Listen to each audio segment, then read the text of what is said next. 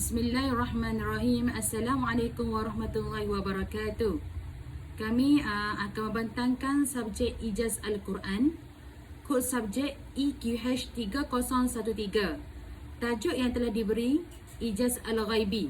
Nama pensyarah Ustaz Wan Ismail bin Abdul Halim.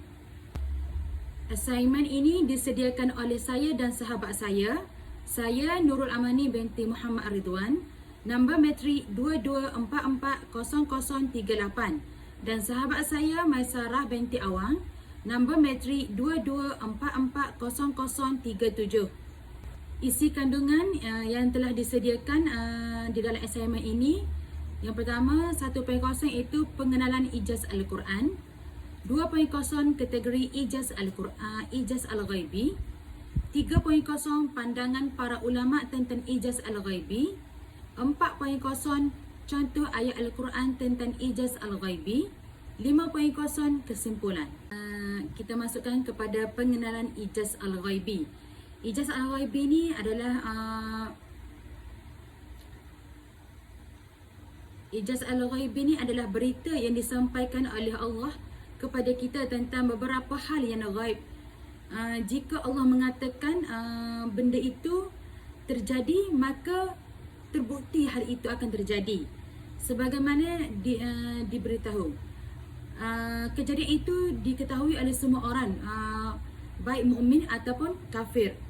Okey, maksudnya di sini Ijaz Al-Ghaibi ni dia menceritakan tentang khabar yang tidak terjadi pada zaman Nabi, dan kaumnya. Dia menceritakan tentang apa yang tidak mereka saksikan dari peristiwa yang terjadi, tidak mengetahui dan tidak pernah terjadi sebelumnya, sehingga mereka ni dapat mengetahui secara lebih jelas. Dan ia juga diungkapkan oleh Marwah Urwah dalam karya bahawa Ijaz Al-Ghaibi ni ialah pemberitaan dalam Al-Quran mengenai hal-hal yang tidak dapat dilihat daripada kasar mata ataupun ghaib, baik yang terjadi pada masa lampau, sekarang atau yang akan terjadi di masa depan, yang tidak kita dapat lihatnya dengan lebih jelas kecuali dengan wahyu yang diturunkan kepada Nabi Muhammad SAW. Okey, salah satu dari segi kemujizatan Al-Quran ni adalah pemberitahuan masalah ghaib. Yang dimaksudkan ghaib ni, maksud ghaib di sini adalah sesuatu yang tidak diketahui, tidak nyata ataupun tersembunyi. Ada pun manusia yang tidak mampu untuk membukakan tabir-tabir ghaib, disebabkan pengetahuan manusia ni ada batasnya pada panca indera. Sedangkan akal ni sebagai penyaring dari apa yang ditangkapkan oleh panca indera. Pengungkapan masalah ghaib ni dan Al-Quran merupakan bukti bahawa ianya adalah kalam Allah, bukan buatan Nabi Muhammad seperti yang dituduhkan oleh orang-orang orientalis. Okey.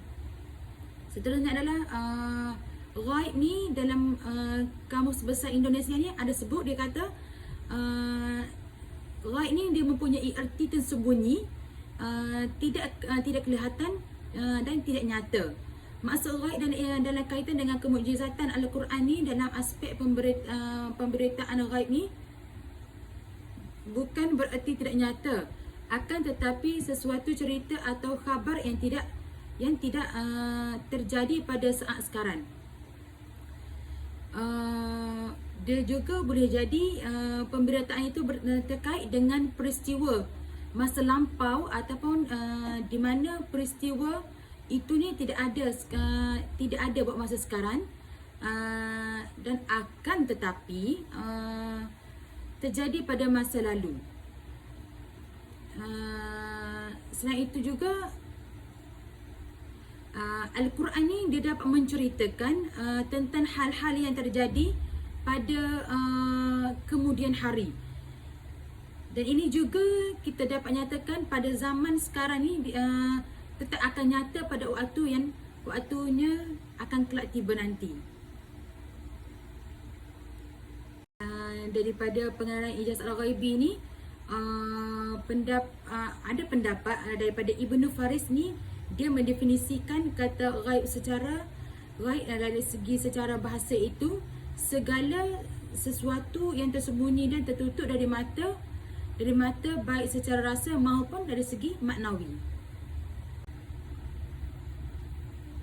Okey, seterusnya kita masuk kepada kategori-kategori ijaz al-ghaibi. Okey, maksud kategori ijaz al-ghaibi di sini adalah ijaz al-ghaibi ni dia ada merujuk kepada mukjizat yang telah melibatkan perkara ghaib ni yang tidak dapat dilihat atau diketahui oleh manusia biasa. Juga disebut di dalam Al-Quran dan hadis bahawa perkara ghaib ni sama ada merujuk kepada kejadian masa depan, fakta sejarah yang sebelum diketahui, ataupun dari segi daripada fenomena alam semula jadi yang disahkan kebenaran hanya selepas sains yang berkembang. Kategori-kategori ijaz al-ghaibi yang telah disediakan di sini adalah 5. Yang pertama adalah ramalan masa depan. Yang kedua adalah maklumat sejarah yang tidak diketahui pada zaman tersebut. Yang ketiga adalah fenomena alam semesta yang belum diketahui zaman tersebut. Yang keempat adalah perkara ghaib tentang kejadian alam semula jadi. Yang kelima adalah berita tentang akhir zaman. Okey, yang pertama adalah ramalan masa depan. Ramalan masa depan di sini Al-Quran dan hadis Al-Quran dan hadis sudah banyak kali meramalkan tentang peristiwa masa depan yang hanya akan terbukti benar setelah berlakunya kejadian tersebut. Jadi ramalan ini ada menunjuk kepada mukjizat pengetahuan Nabi Muhammad SAW ni yang mustahil diketahui manusia biasa tanpa petunjuk ilahi. Beberapa contoh termasuk, contoh yang pertama adalah kejatuhan Empire Rom dan Parsi. Dalam surah Ar-Rum ayat 2 hingga 4, Al-Quran ada menyatakan bahawa Empire Rom yang kalah pada Parsi akan menang kembali dalam beberapa tahun. Tetapi pada masa itu kekalahan Rom ni dia dianggap kekal. Tetapi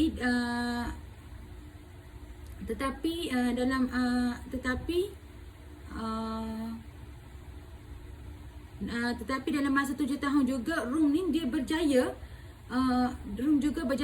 menewaskan Parsi, dan dia juga membuktikan ramalan Al-Quran, dan dia juga telah membuktikan ramalan Al-Quran. Disebabkan ini adalah ramalan yang tidak mungkin dibuat manusia biasa kerana situasi politik yang kritikal ketika itu. Yang kedua adalah kemenangan Islam. Kemenangan Islam ni adalah penyebaran ke seluruh dunia. Banyak ayat-ayat Al-Quran ada menyebut bahawa agama Islam ni akan tersebar ke seluruh dunia, walaupun pada masa tu umat Islam ni hanyalah sekumpulan yang kecil sangat-sangat. Dalam surah An-Nur ayat 55 berbunyi ada mengatakan meramalkan bahawa umat Islam ni akan mewarisi bumi dan agama Islam akan tersebar dengan lebih luas. Dan juga di sini juga fakta ini telah pun terbukti apabila Islam ni berkembang pesat di seluruh dunia. Assalamualaikum warahmatullahi wabarakatuh. Nama Maisarah binti Awang, nombor metrik 22440037. Saya akan membentangkan tajuk pandangan para ulama tentang ijaz al-ghaibi. Yang pertama, pandangan Imam Al-Ghazali ialah mengenai al-ghaib berpusat kepada keperluan keimanan yang kuat serta pengakuan akan keterbatasan akal dalam memahami perkara-perkara yang tersembunyi dari penglihatan manusia. beliau menekankan pentingnya wahyu sebagai panduan utama untuk memahami al-ghaib dan menolak pendekatan yang semata-mata bergantung kepada logik rasional tanpa bimbingan agama. Yang kedua, Ibnu Taimiyah. Ibnu Taimiyah ni mengenai al-ghaib adalah sangat jelas. Beliau menegaskan bahawa perkara ghaib hanya boleh difahami melalui wahyu, iaitu Al-Quran dan Sunnah, dan akal manusia tidak berdaya untuk mencapainya tanpa panduan dari wahyu. Beliau menolak pendekatan falsafah dan takwil yang berlebihan dalam memahami perkara ghaib dan menyeru agar umat Islam menerima apa yang dinyatakan dalam nas-nas agama dengan mempersoalkan. Bagi Ibnu Taimiyah, iman kepada al-ghaib adalah sebahagian daripada akidah yang wajib dan asas dalam kehidupan seorang Muslim. Yang ketiga, Imam Nawawi. Pandangan Imam Nawawi ni mengenai al-ghaib adalah jelas dan bersandarkan kepada Al-Quran dan Sunnah. Beliau menegaskan bahawa kepercayaan kepada perkara-perkara ghaib seperti kewujudan Allah, malaikat, hari kiamat, syurga, neraka dan takdir adalah wajib dan menjadikan sebahagian daripada rukun iman.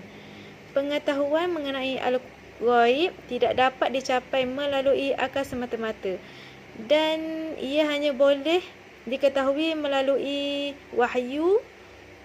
Sebarang spekulasi atau dakwaan mengenai perkara ghaib yang tidak berdasarkan nas-nas yang sahih dianggap sebagai penyelewengan. Imam Nawawi ni keimanan kepada perkara ghaib memberi panduan penting dalam membentuk kehidupan seorang Muslim yang bertakwa dan sentiasa bersiap untuk kehidupan akhirat. Pada pandangan Ibnu Qayyim pula, tentang al-ghaib adalah selaras dengan pandangan tradisional ahli sunnah wal jamaah, di mana beliau menekankan bahawa keimanan kepada perkara ghaib ni seperti kewujudan Allah, malaikat, jin, hari kiamat, alam barzakh dan takdir adalah wajib, mesti berdasarkan Al-Quran dan As-Sunnah. Beliau menolak sebarang spekulasi atau takwil berlebihan mengenai perkara ghaib dan menekankan bahawa akal manusia ini tidak dapat mencapai tentang perkara-perkara ghaib tanpa bimbingan wahyu. Bagi Ibnu Qayyim ni, iman kepada perkara ghaib adalah asas penting dalam kehidupan beragama seorang Muslim yang akan membentuk cara hidup mereka di dunia dan di akhirat. Yang seterusnya, Syekh Abdul Qadir berpendapat bahawa al-ghaib ini menekankan kepercayaan yang teguh kepada perkara-perkara ghaib yang diajarkan oleh Al-Quran dan Sunnah. Beliau mengajar bahawa pengetahuan tentang perkara ghaib hanya boleh dicapai melalui wahyu dan ilham, tetapi ia mesti selari dengan syariat. Beliau juga menekankan pentingnya ketakwaan, penyucian jiwa dan ketaatan kepada Allah dalam mendekatkan diri kepada alam ghaib. Beliau juga bagi beliau ni, keimanan kepada perkara ghaib ni seperti kewujudan Allah, hari akhirat, malaikat dan takdir adalah asas kepada kehidupan seorang Muslim yang soleh. Seterusnya masuk kepada contoh daripada ayat Al-Quran tentang ijaz al-ghaibi. Yang pertama, surah Ar-Rum ayat 2 hingga 4. A'udzu billahi minasyaitonir rajim. Bismillahirrahmanirrahim. Gulibatir Rum fi adnal ardi wa hum min ba'di ghalabihim sayaglibun fi bid'i sinin lillahil amru min qablu wa min ba'd wa yawma idzin yafrahul mu'minun. Maksud dia, bangsa Rom yang telah dikalahkan. Dalam beberapa tahun lagi, bagi Allah urusan sebelum dan sesudahnya, iaitu mereka menang, dan pada hari kemenangan bangsa Rom itu bergembira orang yang beriman. Surah yang kedua, Surah Al-Fathu ayat 27. A'udzu billahi minasyaitonir rajim. Bismillahirrahmanirrahim. Laqad sadaqallahu rasulahu ar-ru'ya bil haqq. La tadkhulunnal masjidal haram insya'allahu aminina muhalliqina ru'usakum wa muqassirina la takhafun. فعلم ما لم تعلمون فجعل من دون ذلك فتحا قريبا. Maksudnya, sesungguhnya Allah akan membuktikan kepada Rasulnya tentang kebenaran mimpinya bahawa kamu pasti akan memasuki Masjid Al-Haram jika Allah aku geger dah. Surah yang ketiga ialah Surah Al-Masad ayat 1 hingga 3. Bismillahirrahmanirrahim. Tabbat yada abi lahabin wa tab. Ma aghna anhu maluhu wa ma kasab. Sayasla naran zata lahab. Maksudnya, binasalah kedua tangan Abu Lahab, dan sesungguhnya dia akan binasa. Tidaklah berfaedah kepadanya harta, benda dan apa yang diusahakan. Dia akan menderita bakaran api neraka yang marak menjulang. Huraian ayat ini ialah Abu Lahab adalah salah seorang musuh utama Islam yang terus-menerus menentang dakwah Rasulullah sallallahu alaihi wasallam. Ayat ini juga meramalkan bahawa Abu Lahab tidak akan pernah memeluk Islam dan dia akan mati dalam keadaan kekufuran. Ramalan ini juga kerana Abu Lahab meninggal dunia dalam kekufuran selepas kekalahan kaum Quraisy dalam perang Badar, menunjukkan satu lagi bukti bahawa ramalan ghaib dalam Al-Quran tidak pernah salah. Surah yang keempat, Surah An-Nur ayat 55. A'udzu billahi minasyaitonir rajim. Bismillahirrahmanirrahim. Wa'adallahu alladhina amanu minkum wa 'amilus solihati la yastakhlifannahum fil ardi kama istakhlafal ladhina min qablihim. الذين من قبلهم وليمكنن لهم دينهم الذي ارتضى لهم وليبدلنهم من بعد خوفهم أمنا يعبدونني لا يشركون بي شيئا ومن كفر بعد ذلك فأولئك هم الفاسقون. Maksudnya, Allah telah menjanjikan kepada orang yang beriman dan yang mengerjakan kebajikan di kalangan kamu bahawa dia akan menjadikan mereka berkuasa di bumi sebagaimana dia telah menjadikan orang sebelum mereka berkuasa, dan sesungguhnya dia akan meneguhkan bahagi mereka dengan agama yang telah dia redai, dan dia benar-benar mengubah keadaan mereka. Setelah berada dalam ketakutan menjadi aman sentosa, mereka tetap menyembahku dengan tidak mempersekutukanku dengan sesuatu pun. Tetapi barang siapa tetap kafir setelah janji itu, maka mereka itu orang yang fasik. Huraian bagi ayat ini ialah, ayat ini adalah janji Allah kepada umat Islam bahawa mereka akan diberi kekuasaan di muka bumi. Pada zaman Rasulullah, ayat ini kelihatan mustahil. Namun selepas kewafatan Rasulullah sallallahu alaihi wasallam, umat Islam di bawah kepimpinan Khulafaur Rasyidin dan seterusnya telah menjadi kuasa besar di dunia, menunjukkan bukti mukjizat ghaib dalam Al-Quran yang membuktikan janji Allah sentiasa benar. Contoh ini menggambarkan bagaimana ijaz al-ghaibi dalam Al-Quran meramalkan peristiwa masa depan dengan tepat, dan hanya Allah sahaja yang mempunyai pengetahuan tentang perkara ghaib. Sekian dari saya. Terima kasih. Okey, seterusnya kesimpulan daripada tajuk ini, apa yang dapat kita simpulkan iaitu ijaz al-ghaibi ni dia melibatkan perkara-perkara yang ghaib dan hanya dapat disahkan melalui perkembangan dari segi peristiwa sejarah, arkeologi ataupun kajian saintifik yang moden. Disebabkan benda ni membuktikan bahawa pengetahuan dalam Al-Quran dan hadis bukanlah hasil pemikiran manusia yang biasa, bukan manusia yang biasa yang memikir benda ni, tetapi datang daripada wahyu ilahi dan seterusnya. Jadi itu kategori-kategori ijaz al-ghaibi ini dapat mencakup sesuatu ramalan masa depan. Ijaz al-ghaibi ni dia dapat membuatkan kita ni dapat meramalkan sesuatu benda pada masa depan, dan tentang maklumat sejarah yang tersembunyi yang mana orang tak pernah tahu ni.